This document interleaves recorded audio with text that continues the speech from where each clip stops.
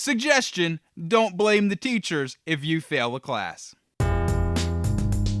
Hello and welcome back to Capo TV, the channel where we know school is a joke, but you still have to do something. If this is your first time here to Capo TV and you also think school is a joke and you want to help spread that message, hit the subscribe button now. Have you ever heard the joke that goes a little something like this? How many psychologists does it take to change a light bulb? Just one, but the light bulb has to really want to change. Why am I starting with such an old joke in a video about blaming teachers for your failure?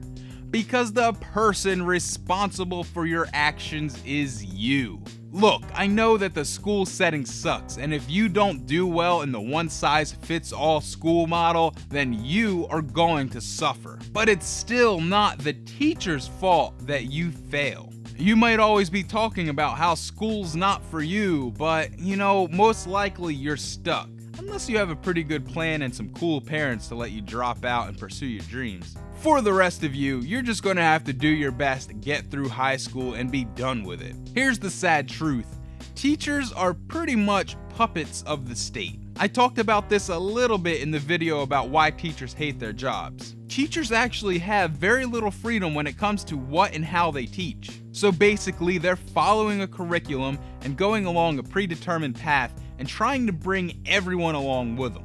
And you've got to admit, outside of AP classes and maybe some honors classes, the work that you're asked to do is pretty easy.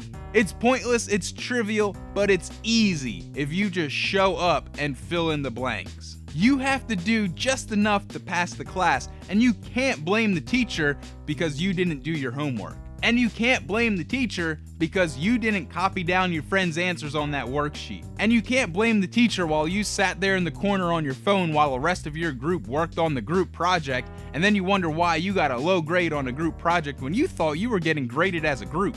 Give you a hint, a group project is actually an individual project done with other people. You can't blame other people for you not doing anything.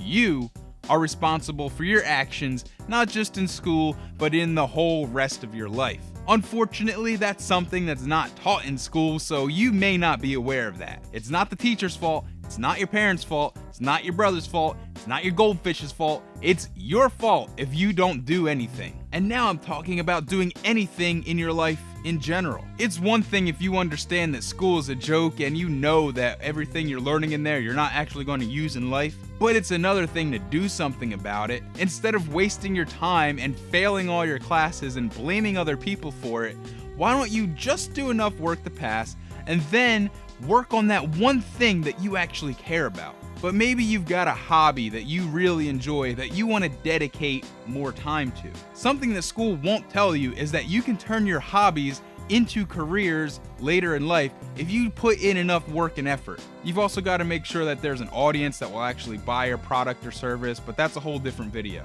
Don't forget that school does not equal education. You are responsible for what you know and what you do.